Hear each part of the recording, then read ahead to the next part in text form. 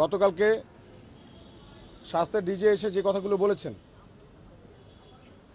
যে শিক্ষার্থীদের এই দাবি অযৌক্তিক এবং প্রশাসন যদি কেউ আন্দোলন করে প্রশাসন সেক্ষেত্রে হস্তক্ষেপ করবে।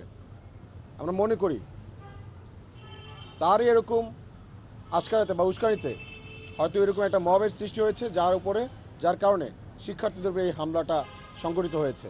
আমরা তীব্র নিন্দা জানাই।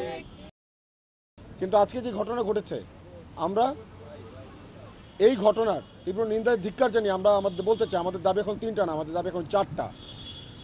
আমাদের পূর্বে ঘোষিত যে 3টা দাবি তার সাথে আরেকটা যুক্ত হলো এই আন্দোলনে, এই গণমানুষের আন্দোলনে যতগুলো হামলা হয়েছে প্রত্যেকটা হামলার সুষ্ঠু তদন্ত সাপেক্ষে প্রত্যেকটা হামলার আমরা বিচার চাই এবং এই 4 দফা দাবি যতক্ষণ পর্যন্ত না বাস্তবায়ন হচ্ছে আমরা ততক্ষণ পর্যন্ত কাউকে ভয় পাবো না। ইনশাল্লাহ আমরা আমাদের আন্দোলন চালিয়ে যাব।